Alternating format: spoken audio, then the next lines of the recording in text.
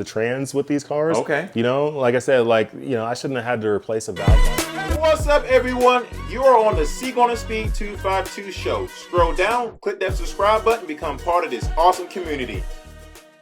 All right, guys, this is huge. The Albenberg Cord Duesenberg giveaway is giving you the chance to win a 2026 Corvette 01 plus $25,000 in cash. That's right, a brand new 01 with the performance that beats most of the world's supercars. And the best part, every single entry helps support a great cause. But you gotta move on this fast. This giveaway ends soon. Right now, my fans get double the entries, as you can see at the top, CGS50. When you use my code and the link pinned in my comment section, don't sleep on this one, guys. This is your chance to win your 01. Just imagine driving home in a brand new 01 and pocketing $25,000 in cash. Click that link in my comment section, grab your entries, and let's make one of you the next Corvette owner. Don't wait. Get your tickets now and let's make it happen. This Corvette can be yours. What's up, guys? Welcome back to the channel. Welcome back to another episode of C8 Speed 252. And I'm super excited to bring this video because I've been wanting to make a video with this guy for like 25 years now. He's super busy, got a lot of stuff going on, but I was finally able to pin him down. I just drove to his house and knocked on the door and said, hey, you going to make this video today or what? But we got Jesse behind us, man. And Jesse, introduce yourself to the channel. People already know you, but go ahead and say it. Yeah, so Jesse Wuji here, owner of a couple Corvettes, actually 3 Corvettes now. I used to be 4. I had my C7 Z06, but I don't have that anymore. But we have this beautiful C8 Z06, have it here, VIN 34. I've had this thing for, since 2022, since late 2022, and it's been through everything. And it's funny enough, I have my C6 Z06 over there, has 225,000 miles, actually 226,000 miles. Original LS7, never been refreshed, only just the heads have been refreshed. It's supercharged, it's my drift car now. But it's funny because the nickname for that car is Beat Up Vet, even though it's not really like that beat up. And but this one, I might end up taking that name at some point because this thing definitely has been through it. I mean, a lot of driving coast to coast, track to track, drag strip to drag strip, car meet to car meet. I mean, this thing has literally been all over the country, and it's my baby. Eventually, I want to take it overseas at some point. Okay, all right. So you said something earlier. This is VIN number 34, man. How were you able to get that? Yeah, so I race in NASCAR part-time in the NASCAR Xfinity Series, and over the last few years I've had a partnership with GM, and since we had that partnership, I got to be on some special lists for some special cars. So when the C8 Z06 was coming out, they let me know, hey, we can get you on a list for it. I'm like, yes, I want to get a C8 Z06 because it's going to be my first supercar ever. And I got on that list, and when I did, they surprised me with, hey, we're going to give you VIN 34 since my number at that time in NASCAR was 34. Nice. Okay, Yeah. I like that story, man. So, you know, like I said in the beginning of this video, it's going to be the ownership from your viewpoint, the good, the bad, and the ugly. Because the good thing is he's had this car for a very long time. And with that very long time comes with a lot of what? It comes with a lot of everything, right? I mean, I've literally seen it all. I mean, luckily I haven't had any catastrophic issues, but it has been to the dealership a few times, and the dealership has had it for some days here and there. Okay. You know, obviously, there. You know, the first thing is right, like the engine issues, right? There's been some engine issues with the LT6s. Not every single one of them, but some of them. I, thank God, have not had that issue with this car. My engine has been solid. The builder on it, I think, Robert Cronin, or I can't remember what the name is. Right. But anyways, he built a solid motor, so thank you, the guy in GM and Kentucky, wherever you are. You built a great engine. Tell the people, man, because I think this might be the most in the world. How many miles is on this LT6? I am at 44, almost 45,000 miles. I'm gonna be, if I'm not at 45,000 yet, here in the next few weeks, I'll be at 45,000 for sure. So I'm definitely in the top 3 highest mileage ones. There was like another one that was like 80,000, but that was like, I believe, a GM vehicle that got sold to, I can't remember, but as customer car, I'm like either 1 or 2 highest mileage ones. So I've been driving it a lot, and it shows it. I mean, I do have rock chips and chipped up windshield, and this thing shows it. It's been on track though. I mean, this ain't no garage queen at all. It's sitting in the garage right now, but you see all these tires back here. This thing, this thing right here gets tracked. And I got proof for it. Obviously, you can watch the channel and see. But yeah, this car is it's been through it. All right, brother. So let's go ahead and start with the good first. Yeah. The good thing I would say is, what about this LT6 that you like a lot? Well, let's go back here real quick and take a look. So this LT6 here, I mean, obviously it's 670 horsepower from the factory, but when I first got the car, within the first few days of having it, I already had put like maybe 1,200 miles on it, driving it from North Carolina to California. And we decided to put it on the dyno. When we put it on the dyno, we want to see how much is this actually making to the wheel, because when the manufacturer rates it to 670 horsepower, that's not what you're actually making to the tire. That's what you're making right to the crank of this engine. Okay. So we're trying to figure out what is my real world power. And we put it on the dyno. It was a very, very cold day, about 20 degrees or so outside, so it's super cold. And the car ended up making about 616, I think. Yeah, 616 horsepower to the tires. Wow. So that's pretty solid, which basically told us that either they underrated this engine a bunch, or it's just the drivetrain loss is not that much. Now, when you look at your typical Corvettes, when you look at the C6s and C7s, those are front engine Corvettes. So the power has to go all the way from the motor, all the way through the drive shaft, all the way through the transmission in the rear, then through the axles to the wheels. Whereas here you have this transaxle, situation going on where you got the engine on top of the trans on everything. So you don't have no drive shaft or anything crazy like that. So you're not losing as much power going back to the wheel. So you're maximizing it. That's why it made about 616 to the wheel.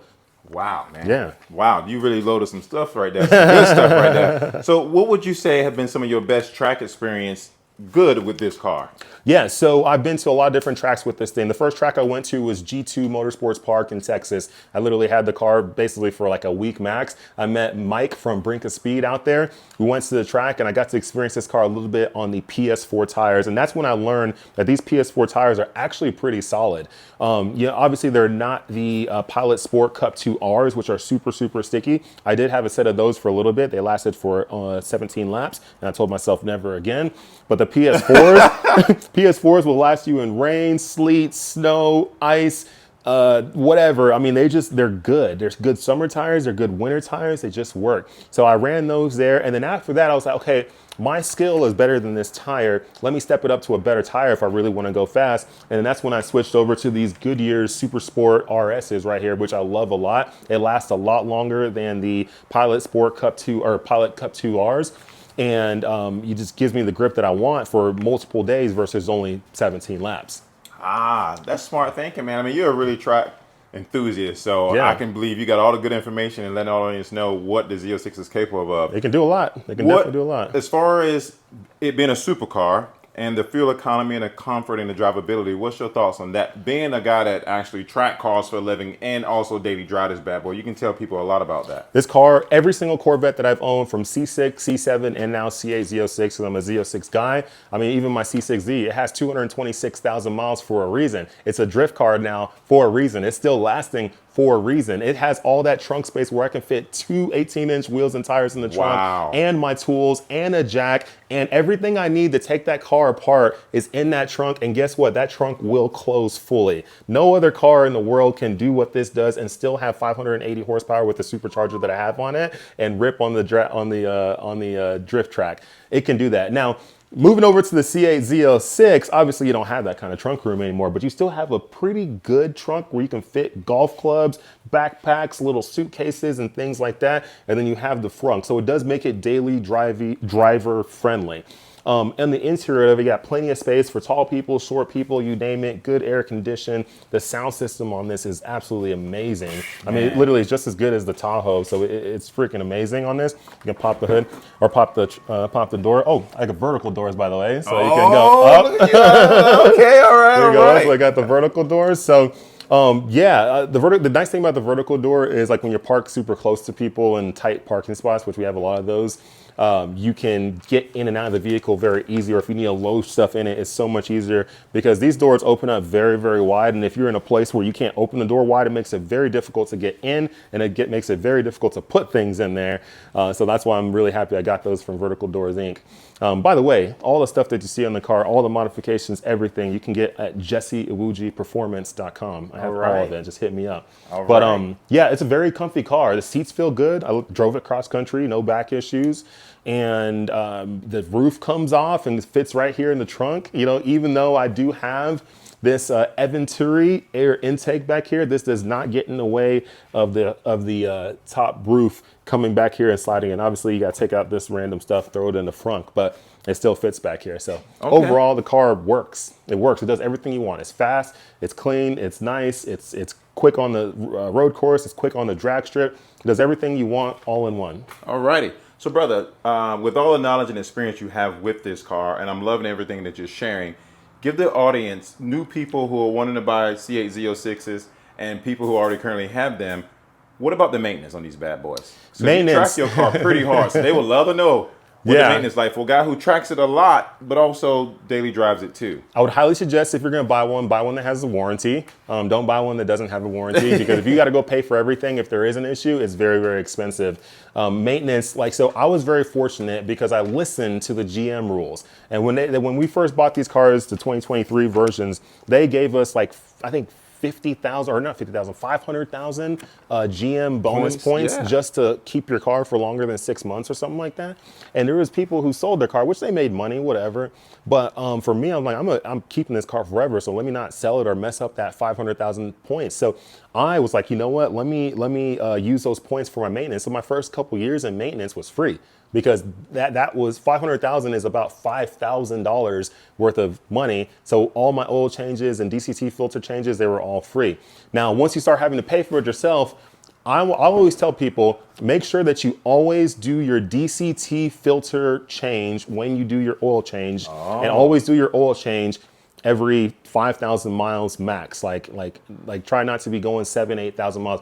I don't care what that freaking booklet says, the manual. You can say that I'm crazy, but do it every 5,000 miles or less. You're not hurting yourself by doing it. And there's some people out there who are like, oh, do you think you know more than the manual? I don't, but try it. And if you got an expensive bill after that, because you got to fix something that eventually broke, like the trans or something like that, because you didn't follow those rules, then all good. But for me, every 5,000 miles, DCT filter change and oil change. And now that I got to pay for it, because I don't have the points anymore, I'm about $700 to $800 each time. So it costs money. But I mean, who's driving their cars 5,000 miles, every, it takes a while to do that. Yeah. Right? And I drive a lot, and it still takes me a little while to do that. That makes sense. Here's a question I want to ask, because I always love asking people this because it's a personal preference. What made you go with this color? Yeah. So I went with the Amplify Orange because when I buy any kind of sports car, for the most part, I'm always looking to have a car that pops, right? And when you're buying a car like this, it's mid-engine, this sleek, this aggressive, has all the supercar vibes to it because it is a supercar. You want something that pops. You don't want to look dull. You don't want to have something that just fits in. You need something that people notice.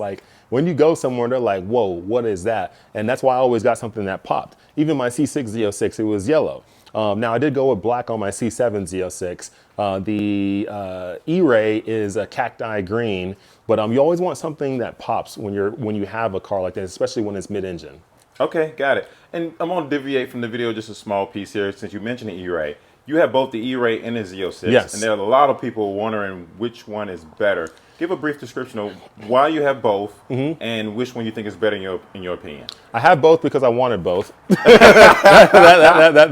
That's number one. But as far as better, you can't compare them and say one is better than the other. There's literally no way that you can sit there and be like, no, the Z06 is better than E-Ray. You cannot do that. That isn't even a comparison. They're two different vehicles. One is an all-wheel drive hybrid. The other one is a rear-wheel drive LT6 that is flat plane crank V8. Just two complete different cars. You can't compare them. It's like being like, oh, what's better, Ferrari 458 or a 911, whatever. They're two way different cars. You can't compare them. So the Z06 is amazing in its own right. That exotic sound that this LT6 makes is next to none. Literally one of the best, if not the best sounding V8 in the entire world today. Right now, in the last span of 5 to 10, whatever years, the best sounding V8 under $1 million, I would say. What else beats it? What else sounds better than this? They don't. That's a good point. So I love it for that. The E-Ray is obviously a lot quieter because it has that Stingray LT2 in it, but that all-wheel drive, the ability to launch on street tires the way it can do is next to that. You can't find a car under $500,000 that can out-launch on the street an E-Ray. You can't. You cannot. There is not another one come from the factory that can do that, unless it's some crazy hypercar. And even those, I don't even know if they can. It's nuts. The E-Ray is an amazing vehicle. It looks good, has all the Z06 looks and vibes, but it's all-wheel drive. And I just always thought having an all-wheel drive Corvette would be the most amazing thing. I've been wanting an all-wheel drive Corvette forever. The fact that GM finally did it and made it hybrid, because hybrid all-wheel drive is a lot better than just gas engine only all-wheel drive, 100%. Gotcha. Okay, all right. So I will say me and Jesse have this in common. One, we have the Z06, that's obviously in common. But one of the things we do have in common is, man, you got these amazing wheels on this bad boy, man. Yeah. So where did these come from? Yeah, so these are the Forge Light MC5s, and I did this like kind of golden bronze kind of deal, whatever. I like the bronze look with the orange paint. What's up, Corvette family? Listen up. You think your ride turned heads now? Wait until you throw on a set of Forge Light wheels. I've got a set of Forge Light wheels on my Corvette, and I can tell the difference is insane. They're strong, lightweight, and built to perform. Whether you got a Stingray, E-Ray, Z06, or the new 01, they can do all make and models from C1 all the way to C8. Forge Light got you covered. They can design whatever you want, however you want, in any color. And they are just not wheels. You get free ceramic coating, free lug nuts, and free shipping. Plus, these wheels will make your Corvette stand out above all the other Corvettes with factory wheel setup. I'm giving you $800 off with my personal code CGarner. Just type in www.wheeldesigners.com. Contact Jose right now at 714-588-2958 to lock in your discount and take your Corvette to the next level. Trust me, this is the upgrade that you've been all waiting for. With the orange paint, I just thought it like worked well, and I knew a lot of people weren't going to do it, so I was going to be one of the only people out there in the world who went with bronze wheels and amplify orange. But yeah, these MC5s, what I love about them a lot is, one, they're definitely lighter than your OEM wheels. Right. OEM wheel, like from OEM to this is like 12 pounds difference or something like that.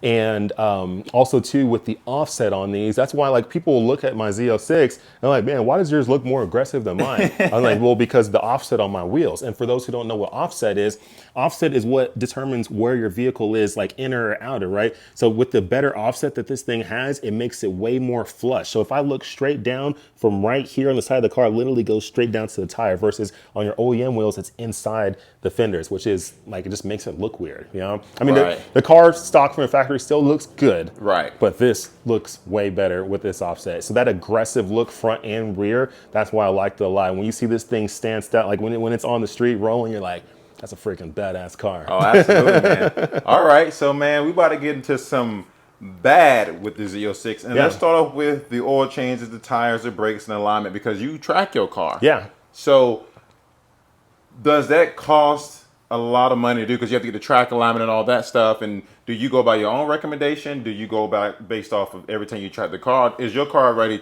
to track now? It's ready to track right now. All I gotta do is just slap on the good tires. I do need some different front tires. Right now I have the sticky rears, but I just have some whatever fronts on this because I gotta get the new fronts. Okay. But yeah, once I throw those on, it's ready to track. I got the alignment ready to go. I'm in a very aggressive alignment right now with the car. It's set up for track. Man, one day we're gonna have vehicles that you can go to the track, you hit a button and it changes the alignment to a track alignment. You hit another button and it goes back to street alignment, so we don't have to wear our tires down. So one day we'll have those. We don't have that yet. You get that done at the factory, or I mean, you get the track alignment done at the dealership? Or? No, I went to a real shop that can handle it, because the dealership will only do what GM recommends. What GM recommends is solid, but real shops can get it a little bit better, and they know, okay, hey, like we can make this a little bit more aggressive and make the car handle a little bit better. So I went to WR Technica, and they were able to handle it. They handle all my alignment, suspension stuff for any cars that I have besides the drift car. GTR, this, you name it, like they handle all that stuff. But yeah, we have that. We're set on that. Tracking the vehicle, obviously you're going to wear items down a little bit more. Tires, you're going to go through a little bit more. I don't use my street tires for the track anymore. I use street tires for street, track tires for the track. When it comes to oil changes and stuff, obviously you got to just do oil changes more than what the manual recommends. But even if you're driving on the street, I still suggest 5,000 miles or less to do your DCT filter change plus your oil change. And engine-wise, engine has been good. Transmission-wise, transmission for the most part has been good. I did have to replace a valve body early, but I don't know why I had to. It wasn't because of tracking it. It was just because it just went bad. That was 11,000 miles. I haven't had an issue with that since. Now, I did have a weird code that came, not even code, just a weird notification that came up on my screen the other day. The car said, idle, creep, temporarily disabled. So Wow. then when I came to a stop, it wouldn't, like you get off the brake, you know, normally it starts rolling. It wouldn't roll. It was just sat there. So you have to hit the gas. Say that phrase one time. Idle, creep, temporarily disabled. Wow. So idle, creep, temporary disabled. That came on. And that was right after I felt some weird hesitation with the car. I'm like, that's weird. And then it came on. I'm like, that's weird. After that, it went away. Haven't had nothing since. So I'm going to get a transmission fluid change with this thing here in a few days so that I can just flush out anything bad that might be going on with this car. It's going to cost a little bit of money, about $1,300, but it's worth it if that saves the trans. Yeah, absolutely, 1,000%. Yeah. So while we're still in the bad category, because I've heard some people write this on the forum, and I want to get your opinion about it, because you obviously have a coupe versus convertible. Yeah. Have you heard any creaks or any noise like that in the cabin when you're driving or when you're tracking it? Like any sounds, anything's wearing out too fast? No, none of that. The car still sounds good. I mean, there are random little vibrations and random little things I'll feel, or not feel, but hear in the car sometimes when you're driving. I never know where it comes from. But the one thing you do with these cars, interestingly enough, you will get a weird, let's look in here in the car, you will get a weird noise in the car if this right here, if your mirror thing, let's say you pull it out, if you pull it out and you don't fully put it back in and it just sits right here, this plastic and this metal or leather plastic piece, it will sit there and vibrate. And you'll be hearing a vibration going through the car and you're like, what is vibrating? You'll never know because you won't hear it here. It'll be coming from everywhere else because it's the way this cabin is in this car. So make sure this is always in, especially that one too, because your wife, girlfriend, whoever is in the car, like if they pull that out, that will do it too as well. I noticed that. Also too, these little latches right here for the seatbelt right next to you right there, if those aren't fully put in, that will vibrate too. And it'll make a noise throughout the car. You'll never know it's coming from here, but you'll hear it over there. You'll hear it here. You're like, what's vibrating in the car? Also too, make sure that these are always latched in if you put these on and off. And then sometimes stuff vibrating inside here too as well. And then if you have a little one of these for your garage or whatever, garage clicker, this will vibrate a ton against this. So that's where I like, you hear anything and you think something's wrong with your car when it's just the random little things in the car. I've learned that those few places right there, always check those first. Gotcha, brother. Yeah. So I know some people also mentioned this on the forum because dealerships are private, right? And you bought your car from North Carolina. Yep. Okay. Have you had any dealership service frustrations or warranty communications, anything with your car? Because you are a guy that track your car and you drive it pretty hard. I haven't had any issues. No. Good, dealership man. I go out to here has been super cool. They even know I track it stuff and track it. And yeah, I mean, because I'm not, you know, you should be able to track these things, right? Like that's what they were built for. That's what they were promoted as cars that you can go track. They give you a Z07 package. They give you special tires. They even have track alignments that you can get from the dealership. Like, why would you go get a track alignment just to drive on the street? Right. So if they're willing to give you a track alignment, you should be allowed to track the car, you know? Now, if you are doing like heavy modifications to it that affect the engine and this and then that ends up, you know, causing an issue where the engine goes bad or whatever, well, then that's different, right? But just driving the car, you should be allowed to drive it on the street and drive it on the track. Like that should be, you know, no issue, which I don't have an issue with my dealership. That's good, man. Okay. Now let's get into the ugly stuff. All right. The ugly stuff, man. People love the ugly stuff. Yeah. Have you had any major issues with the engine, check light engines, cracked rotors, or tire blowouts since owning your car? First few days of having it, I did have a issue with one of the tires. Oh man. So these Which tires, one was it? I can't remember if it was a left rear or right rear or whatever, but these tires will attract nails and things very easy. They are magnets for that, and I hate that. I don't know why they do, but they do. There was one point where I had like 11 like nails and things in the tires. 11? Overall, yeah, between I think the rears, yeah, 11. I don't even know what. Like I feel like, you know, on the highways and streets, there's just people who just go drop nails all over the place because I don't know how nails end up on the street. It doesn't even make sense to me. Maybe construction trucks and they fall out or something? Yeah, but like why? You know what I mean? Like why? Like why are nails just randomly sitting in? It doesn't even make sense to me. It's like it's one of my number one pet peeves in the world is that nails on the street. How does that even happen? But anyways, that happened. These things are also magnets for rocks up front. So I have a ton of rock chips on the front and my freaking windshield is tattered up. I'm gonna eventually replace it. I'm just not yet. You know, because when I do replace it, I want to PPF it. But so when I'm ready to do that, I don't know if you can see them in the camera, but I can see them. all these little chips. I've gotten all these little things, and I had some bigger ones, but then I used some, like, if you go on Amazon, Right. order like the Rain-X windshield crack fixer thing. It's just a little kit. Dude, it'll fix these things. I haven't done it with this, but if I do it with this, you won't even see it anymore. I had a crack this big, went away. It just fills it up, and it's like, oh shoot, it's cool. It was actually on that side. So I'm just fixing the small ones. I'm just like, whatever. Eventually I'll replace. Once it gets too tattered, I'll just replace it. I just don't want to do it yet. And then I never PPF'd it, so obviously I'm suffering from that. So there's definitely a lot of little things. But once again, my car is driven. It's tracked. Like, it's not. This isn't a little garage queen. Like, this thing goes and does things. So I have badges of honor in many places. I even got. Man. I'll show you this over here. Is it on, yeah, it's on this side too.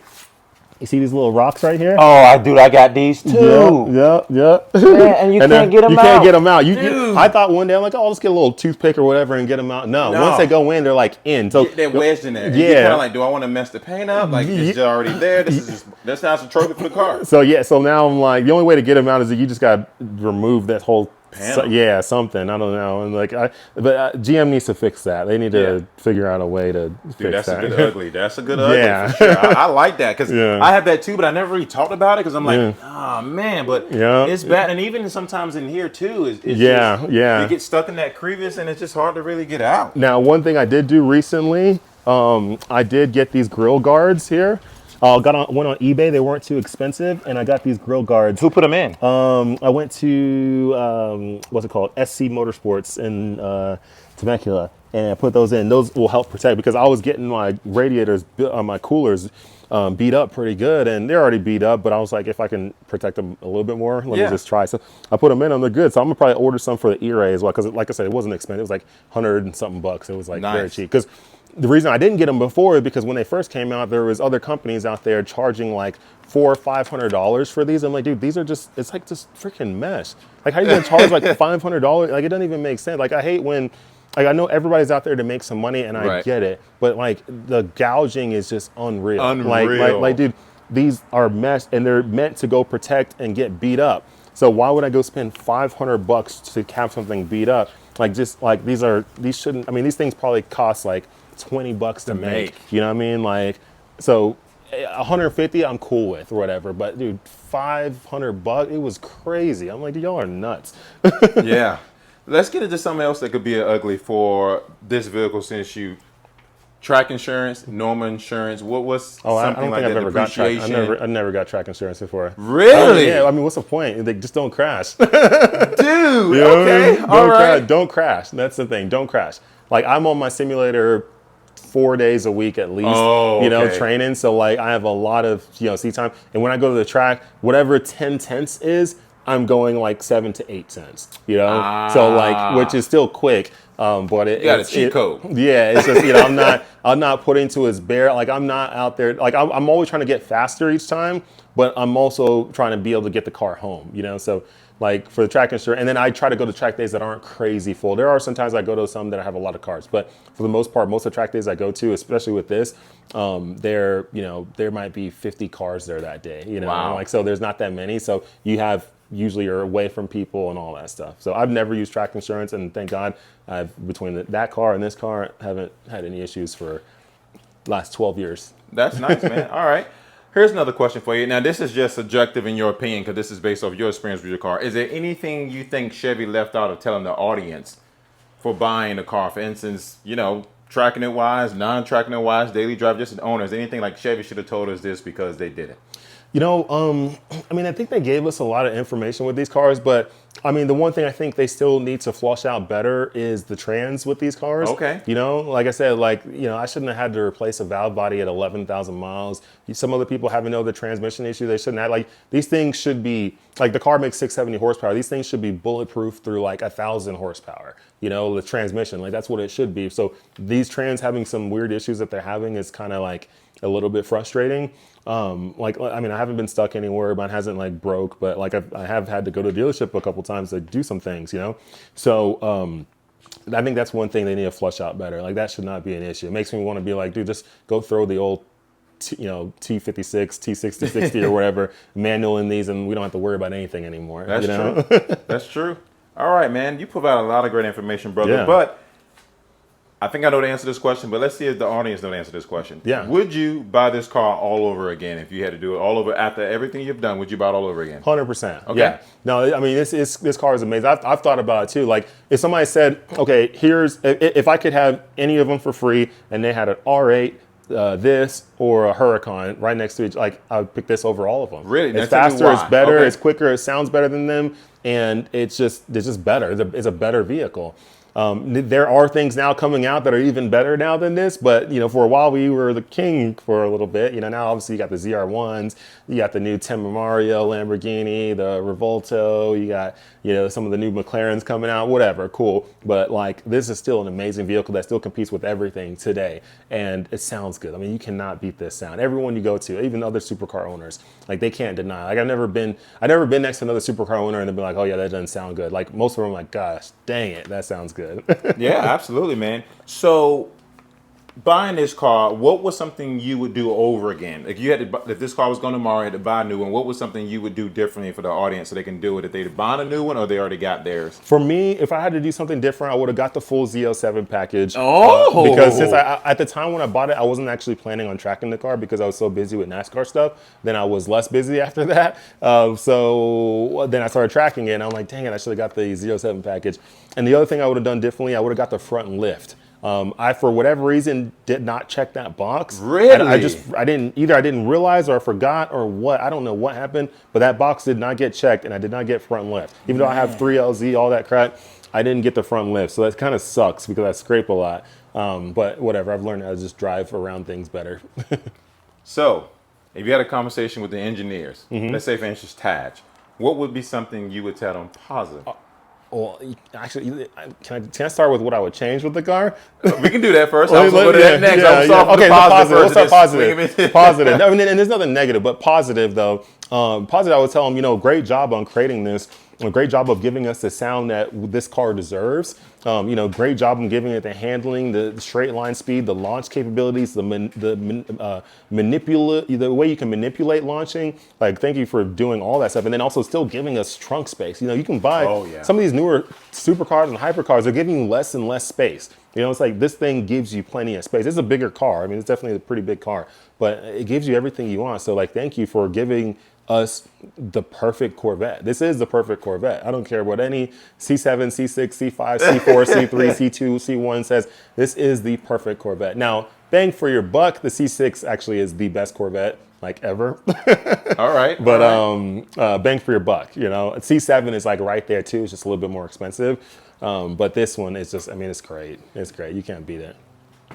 Here's the question. What is something you would tell them to change or do over if you was right in the room with them making this car? Weight. Weight is the first thing, right? Weight is way too much. This car is trying to compete with 911s and other supercars, McLarens and things like that. And those cars all weigh 3,100, 3,200 pounds. This car should have never came out more than 3,250 pounds. Should have been 3,250 maximum. So do whatever you got to do to shave weight to make that happen. And then from there, let's see, weight, brakes are good. Aerodynamic wise, yes, aero. It needs more downforce. This car should have been 3,250 pounds and then should be able to, at 186 miles per hour, produce 1,500 pounds of downforce. Wow. You do those two things, 1,500 pounds of downforce at 186 miles per hour, and then make this car 3,250 pounds. You do that right there, and then the third thing, final thing, is the gearing. Make the gearing like as aggressive as it is first to fourth, but make fifth and sixth aggressive too. Make seventh and eighth your throwaway gears, but make fifth and sixth still aggressive so that you can get up to 200 miles per hour. Like, as long as we can hit 200 miles per hour, have 1,500 pounds of downforce, and be able to weigh 3,250 pounds. You do all those things right there, and this car becomes top few cars in the world. Awesome, man. Jesse, you gave us a lot of great information, man. I greatly appreciate it. I'm so glad that I just randomly drove to his house like, are you home? We're going to do this video today or what? No, I'm kidding. We eventually linked up. I'm so glad to be here. I'm so glad to have his car on the channel, have him on the channel. Obviously, he loves his Z06, man, with all the things he's done, the amazing wheels and all that great stuff. Definitely subscribe to my man's channel for sure because he got a great channel to follow as well. Get his video a thumbs up. Leave your comments down below and also hit that subscribe button. And I will look forward to seeing you on another episode of Seek on the Speed 252 next Sunday as well, because Sundays are our uploads for these type of videos. And if you want to be part of the channel, definitely give me an email or send me an email, and let's see if we get you involved as well. With that being said, Seek on the Speed 252 and Jesse, we're out.